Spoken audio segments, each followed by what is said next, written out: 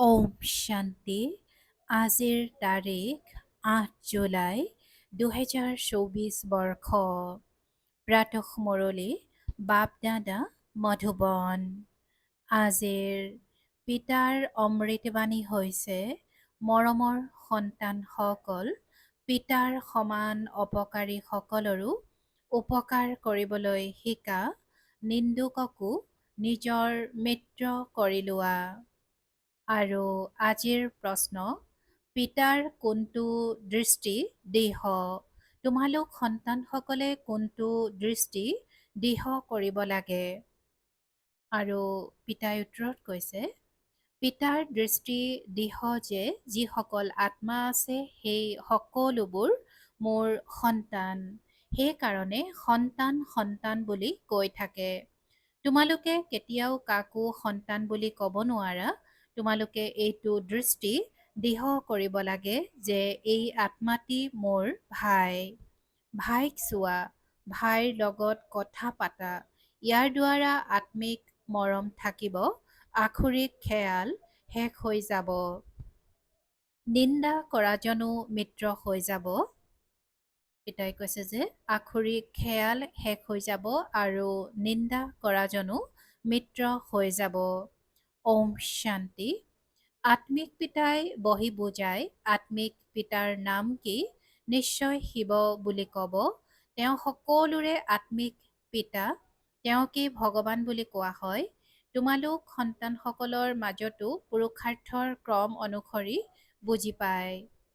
এয়া যি আকাশবাণী বুলি কয়, এতিয়া আকাশবাণী কাৰ? শিৱ বাবাৰ।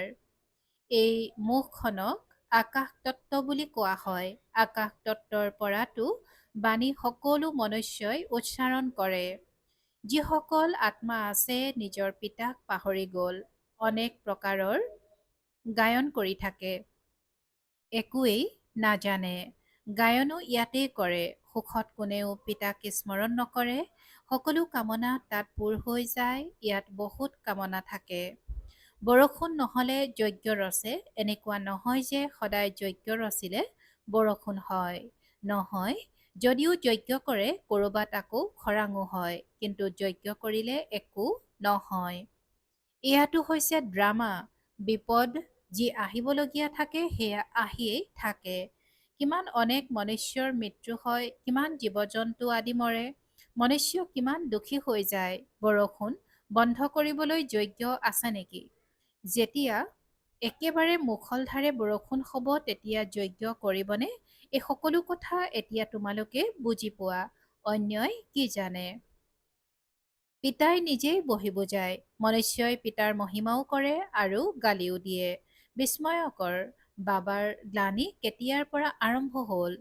যেতিয়াৰ পৰা ৰাৱণৰ ৰাজ্য আৰম্ভ হৈছে। মুখ্য গ্লানি হৈছে ঈশ্বৰক সৰ্বব্যাপী বুলি কৈছে। ইয়াৰ পৰাই অধপতন হ'ল। গায়নো আছে, নিন্দা যিয়ে কৰে তেওঁৱে আমাৰ মিত্ৰ। এতিয়া সকলোতকৈ অধিক গ্লানি কোনে কৰিলে? পিতাই সুধিছে যে এতিয়া সকলোতকৈ অধিক গ্লানি কোনে কৰিলে? তোমালোক সন্তানসকলে। এতিয়া পুনৰ মিত্ৰও তোমালোকেই হোৱা। এনেয়েতো গ্লানি গোটেই জগতে কৰে, তাৰ ভিতৰতো ১ নম্বৰ হৈছা তোমালোক। আকৌ মিত্ৰও তোমালোকেই হোৱা। সন্তানসকল হৈছে অতি অন্তৰংগ মিত্ৰ। পিতাই কৈছে যে সন্তানসকল হৈছে অতি অন্তৰংগ মিত্ৰ। বেসদৰ পিতাই কয়, মোৰ নিন্দা তোমালোক সন্তানসকলে কৰিলা, অপকাৰীও তোমালোক সন্তানসকলেই হোৱা।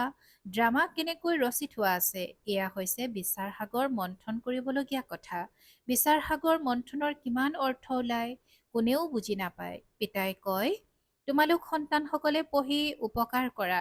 গায়নো আছে, যদা যদা হি ভাৰতৰ কথা। খেল চোৱা কেনেকুৱা, শিৱ জয়ন্তী অথবা শিৱৰাত্ৰিও পালন কৰে। বাস্তৱত অৱতাৰ এটাই, অৱতাৰকো পাথৰ শিলগুটিত বুলি কৈ দিছে। অৱতাৰকো পিতাই কৈছে যে পাথৰ শিলগুটিত বুলি কৈ দিছে। পিতাই আপত্তি কৰে, গীতা পাঠকসকলে শ্লোক পঢ়ে, কিন্তু কয় আমি গম নাপাওঁ। তোমালোকে হৈছা অতি মৰমৰ সন্তান। কাৰোবাৰ লগত কথা পাতিলে সন্তান সন্তান বুলি কৈ থাকিব। পিতাৰতো সেইটো দৃষ্টি দৃঢ় হৈ গৈছে। সকলো সন্তান সকলো আত্মা মোৰ সন্তান। তোমালোকৰ মাজত এজনো নোলাব যাৰ মুখত সন্তান শব্দটি উচ্চাৰিত হ'ব। এইটো জানা যে কোনে কি মৰ্যাদা পাব, মৰ্যাদাৰ পদ পাব কি হয়। সকলো হৈছে আত্মা। পিতাই কৈছে যে সকলো হৈছে আত্মা। এয়াও ড্ৰামা ৰচি থোৱা আছে, সেইকাৰণে একো দুখ আনন্দ নহয়। সকলো মোৰ সন্তান। কোনোবাই মেটৰৰ শৰীৰ ধাৰণ কৰিলে, কোনোবাই অমুকৰ শৰীৰ ধাৰণ কৰিলে। সন্তান সন্তান বুলি কোৱাটো অভ্যাস হৈ গ'ল। বাবাৰ দৃষ্টিত সকলো আত্মা, তাৰ ভিতৰতো গৰীবসকলক বহুত ভাল লাগে, কিয়নো ড্ৰামা অনুসৰি তেওঁলোকে বহুত গ্লানি কৰিছে, এতিয়া মোৰ ওচৰলৈ আহিছে। কেৱল এই লক্ষ্মী নাৰায়ণ যাৰ কেতিয়াও গ্লানি কৰা নহয়। শ্ৰীকৃষ্ণৰো বহুত গ্লানি কৰিলে, আচৰিত নহয় জানো? শ্ৰীকৃষ্ণই আকৌ যেতিয়া ডাঙৰ হৈ গ'ল তেতিয়া তেওঁৰ গ্লানি নাই। এই জ্ঞান কিমান বিচিত্ৰ। এনেকুৱা দিশ, পিতাই কৈছে যে এই জ্ঞান কিমান বিচিত্ৰ। এনেকুৱা গুহ্য কথা কোনোবাই জানো বুজিব পাৰে? ইয়াৰ বাবে সোণৰ পাত্ৰ অৰ্থাৎ পবিত্ৰ বুদ্ধি লাগে। সেয়া স্মৃতিৰ যাত্ৰাৰে হ'ব পাৰে। ইয়াত বহিও জানো যথাৰ্থভাৱে স্মৰণ কৰে, এইটো বুজি নাপায় যে মই এটি সূক্ষ্ম আত্মা, স্মৰণো বুদ্ধিৰে কৰিব লাগে। এয়া বুদ্ধিত উদয় নহয়। সূক্ষ্ম আত্মা তেওঁৰ আমাৰ পিতাও হয়, শিক্ষকো হয়। এইটো বুদ্ধিত উদয় হোৱাটো অসম্ভৱ হৈ যায়। বাবা বাবা বুলিতো কয়, দুখত সকলোৱে স্মৰণ কৰে।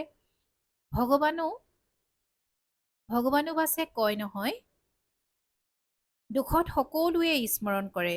পিতাই কৈছে যে ভগৱানে কয় যে সকলোৱে দুখত স্মৰণ কৰে, সুখত কোনেও নকৰে। দৰকাৰেই নাই স্মৰণ কৰাৰ। ইয়াত ইমান দুখ বিপদ আদি আহে, স্মৰণ কৰে, হে ভগৱান দয়া কৰক, কৃপা কৰক। এতিয়া সন্তান হৈ যোৱাৰ পাছতো লিখে, কৃপা কৰক, শক্তি দিয়ক, দয়া কৰক।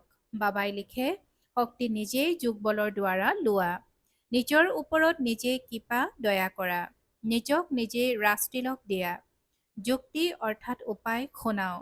কেনেকৈ সেয়া কৰিব পাৰা? শিক্ষকে পঢ়াৰ যুক্তি শুনায়। বিদ্যাৰ্থীৰ কাম হৈছে পঢ়া, নিৰ্দেশনা মতে চলা।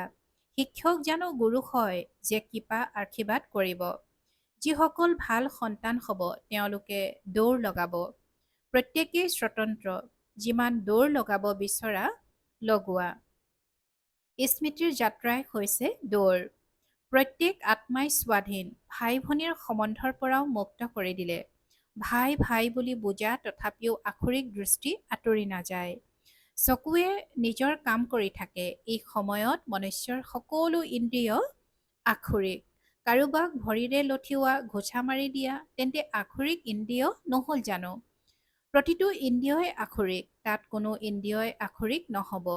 ইয়াত প্ৰতিটো ইন্দ্ৰিয়ৰ দ্বাৰা আক্ষৰিক কাম কৰি থাকে। সকলোতকৈ অধিক আক্ষৰিক ইন্দ্ৰিয়ৰ কোনটো?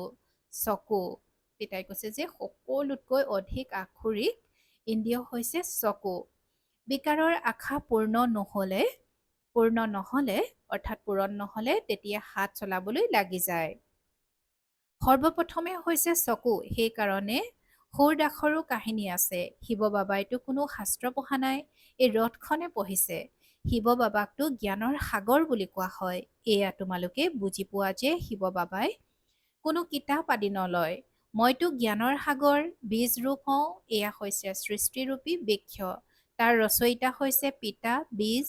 বাবাই বুজায়, মোৰ নিবাস স্থান হৈছে মূল লোক।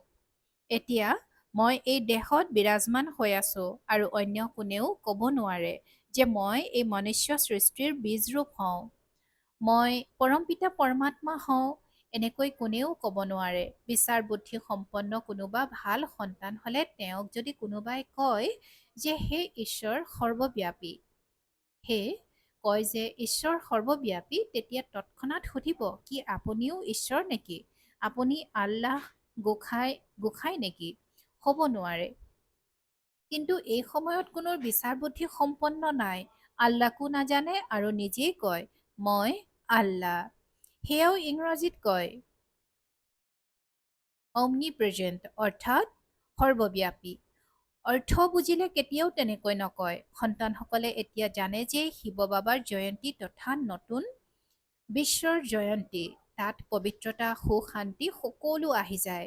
শিৱ জয়ন্তী তথা শ্ৰীকৃষ্ণ জয়ন্তী তথা দশৰা অৰ্থাৎ দশেৰা জয়ন্তী, শিৱ জয়ন্তী তথা দীপমালা জয়ন্তী, শিৱ জয়ন্তী তথা স্বৰ্গ জয়ন্তী, সকলো জয়ন্তী আহি যায়। এই সকলো নতুন কথা পিতাই বহি বুজায়। শিৱ জয়ন্তী তথা শিৱালয় জয়ন্তী, বেশ্যালয় মৰন্তী, সকলো নতুন কথা পিতাই বহি বুজায়। শিৱ জয়ন্তী তথা নতুন বিশ্বৰ জয়ন্তী। বিচাৰে নহয় যে বিশ্বত শান্তি হওক, তোমালোকে যিমানেই ভালকৈ নুবুজোৱা, জাগি নুঠেই, অজ্ঞান আন্ধাৰত শুই আছে নহয়। ভক্তি কৰি শ্ৰী অৱনমিত হৈ গৈ থাকে। পিতাই কয়, মই আহি সকলোৰে সদ্গতি কৰোঁ। স্বৰ্গ আৰু নৰকৰ ৰহস্য পিতাই তোমালোক সন্তানসকলক বুজায়।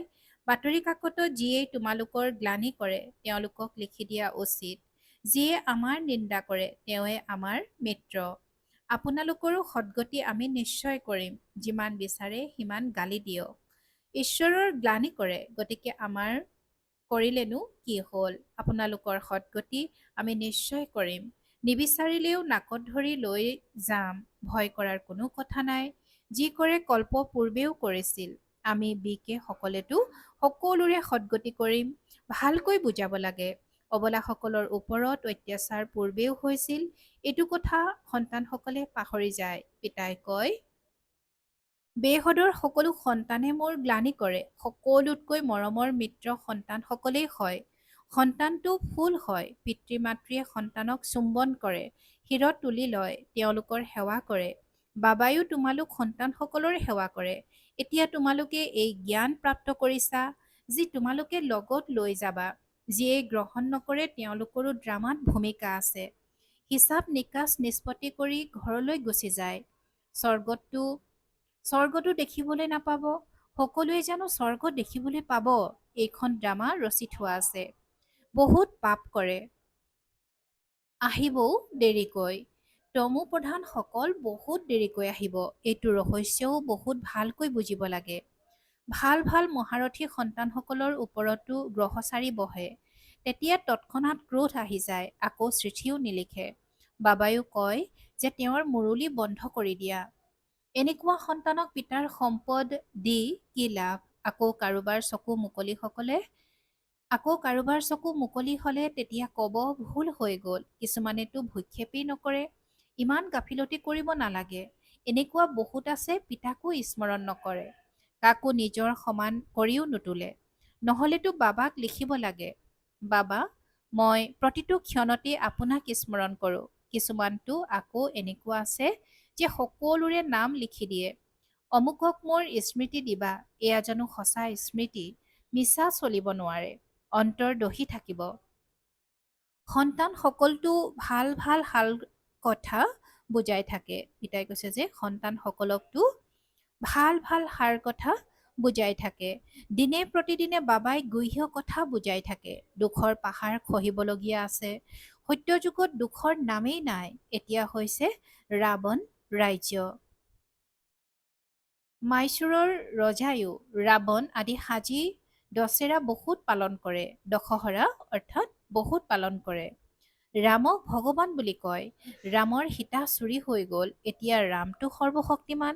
তেওঁৰ চুৰি কেনেকৈ হ'ব পাৰে? এয়া সকলো হৈছে অন্ধ শ্ৰদ্ধা। এই সময়ত প্ৰত্যেকৰে মাজত 5 বিকাৰৰূপী মলিনতা আছে। আকৌ ভগৱানক সৰ্বব্যাপী বুলি কোৱাটো হৈছে বহুত ডাঙৰ ভুল। সেয়েহে পিতাই কয়, যদা যদা হি, মই আহি সত্যখণ্ড সত্য ধৰ্ম প্ৰতিষ্ঠা কৰোঁ। সত্য যুগক সত্য খণ্ড, কলিযুগক অসত্য খণ্ড বুলি কোৱা হয়। এতিয়া পিতাই অসত্য খণ্ডক সত্য খণ্ড কৰি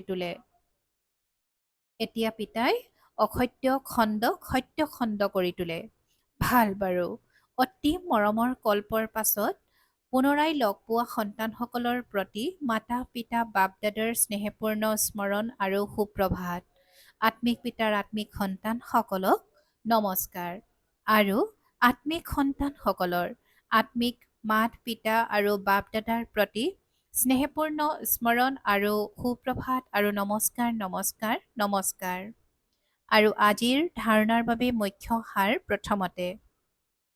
এই গুহ্য বা বিচিত্ৰ জ্ঞান বুজিবলৈ বুদ্ধিক স্মৃতিৰ যাত্ৰাৰে সোণৰ পাত্ৰ কৰি তুলিব লাগে, স্মৃতিৰ দৌৰ লগাব লাগে। দ্বিতীয়তে পিতাৰ নিৰ্দেশনা অনুসৰি চলি মনোযোগেৰে পাঠ পঢ়ি নিজৰ ওপৰত নিজে কৃপা বা আশীৰ্বাদ কৰিব লাগে। নিজক ৰাজতিলক দিব লাগে। নিন্দুকজনকো নিজৰ মিত্ৰ বুলি বুজি তেওঁৰো সদ্গতি কৰিব লাগে। আৰু আজিৰ পিতাৰ বৰদান, ওপৰৰ পৰা অৱতৰিত হৈ অৱতাৰ বুলি বুজি সেৱা কৰোতা, সাক্ষাৎকাৰ মূৰ ধোৱা।